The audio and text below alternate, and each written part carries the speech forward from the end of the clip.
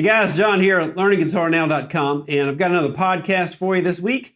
And in this podcast, we're going to work on, it's a solo, you're going to work on rhythm and lead, just switching between, and it's 24 bars long. We'll go ahead and take a look at the first couple licks for free. And if you would like to have access to the complete lesson, the interactive tab, check out the All Access Pass. So let's go ahead and start with section 1 is this.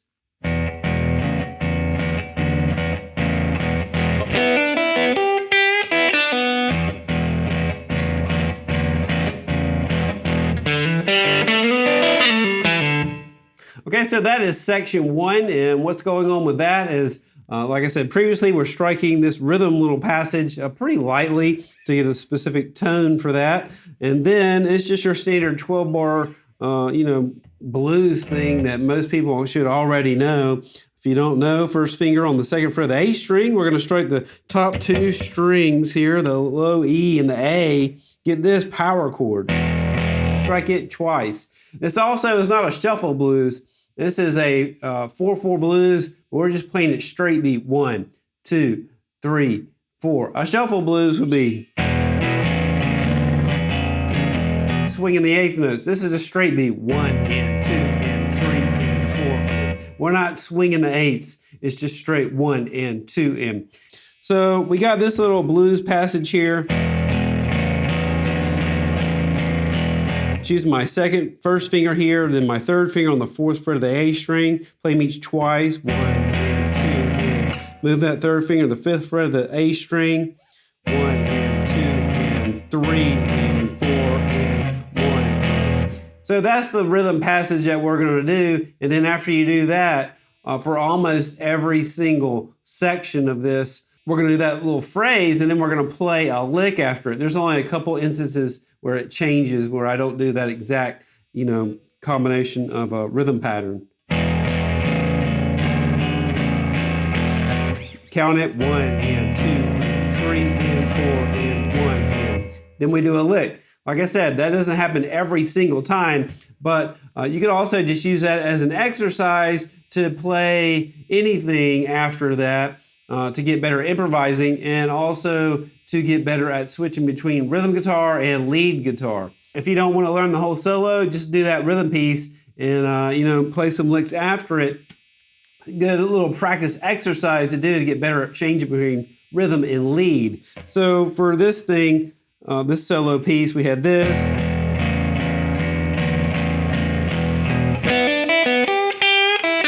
That's the first little lick after it. And so what I'm doing is I'm raking to the open B string,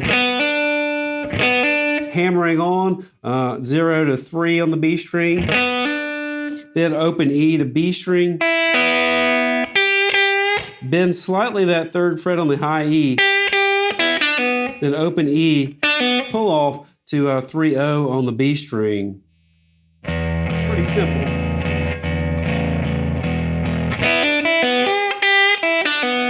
And then we're going to play this little phrase again. And then we're going to hit this lick. All this is taken from first pentatonic position, key of E. So that little part, we're going to take the D string, hammer on the 2nd fret. Now open G string, and then open D string. Now this classic blues phrase, let it ring, slide in the 4th fret of the G string. I'm like to go down, down, up, 4, 3, 3rd fret on the B string, upstroke, high E string, slide backwards to the 2nd fret of the G string, pull off to an open string, and then 2 pull off on the D string here. Pretty sweet little lick. You should be able to do like that in your sleep.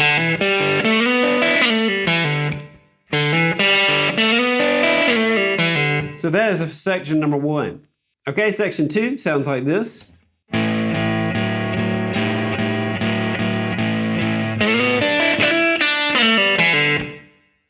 Okay, section 2, we're moving to the 4 chord, the A chord. So we're just taking that rhythm pattern down and moving it down one string. So we're doing the same pattern, just down a string gives you A. 1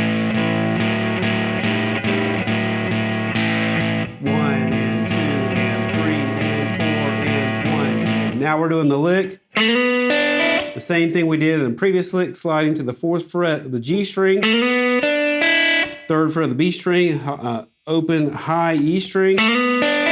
Now rake, and then hit the 3rd fret on the B string, and then the open high E string,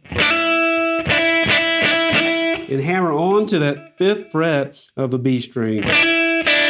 Sounds really cool. And then strike a 3rd fret on the B string, open high E string. Now, same thing we did in the previous lick, slide backwards to 2nd fret, and then pull off to the G string. Now 2, open. Slowly, that lick. Pretty sweet little lick right there. It's just utilizing open strings. Key of E, 1st and 2nd position, minor pentatonic scale. Okay, so that's it for section 2. Okay, section 3 sounds like this.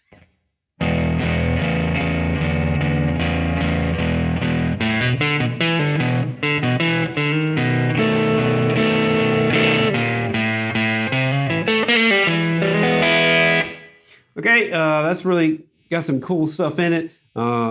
We're going to play over the E chord, and then we're going to go to the B chord, the A chord. So what we're doing is we're doing that same rhythm phrase exactly like I was telling you before. Now we're going to do this run that sounds like this.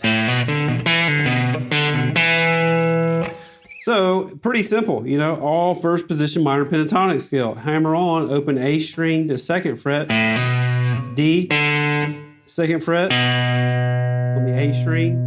Now pull off 2 O on the D string, 2nd fret on the A string.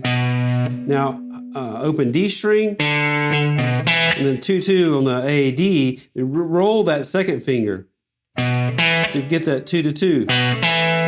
Now the B7 chord is going to happen on the next beat. So the downbeat, we're not going to play the root note. We're just going to hammer on to the major 3rd of that chord is what's happening. So So it works perfectly if you want to approach that B7 chord right when it happens. We're just D string. That 1st fret right here is the major 3rd of the B7 chord. And then strike 2nd fret on the A string. And then after you hit this part, 2 and 3 and 4. So it kind of got like a 1 and 2. Those are 16th notes at this part. 2, 3, 4. And you strike on the and beat 4 and 1st fret here on the A string to walk down to the A chord. So you got 2 and 1 and.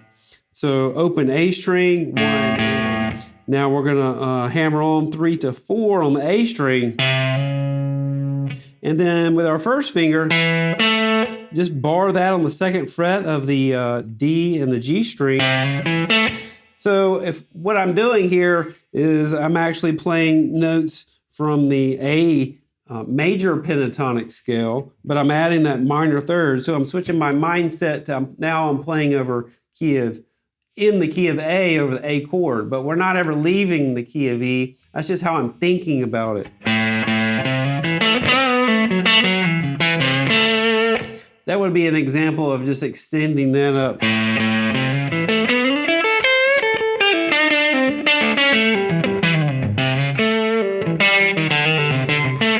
That's all A. That's A minor pentatonic 1st position. That's A major, a blues scale. It's all combined. So a lot of times in blues, when the chord changes, you can just think about, now I'm going to change to a different key. That's not what's happening, but if you think like that, it gives you a lot more improvising opportunities. And I cover this as well in Blues Guitar Method 2. Doesn't make sense, go ahead and review that course. So we did this. Now, the next step is sliding backwards to that second fret on the G string, pull off to the open string, and then strike down that second fret on the D string. Now hammer on open string G to first fret of the G string here. So this is forming an E chord right before it happens. You just let that ring out. And the next bar, the E chord's coming up. So we had B7.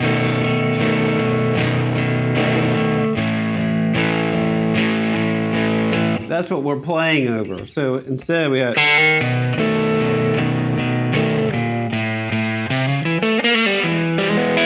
just spicing up those chords and keeping the rhythm.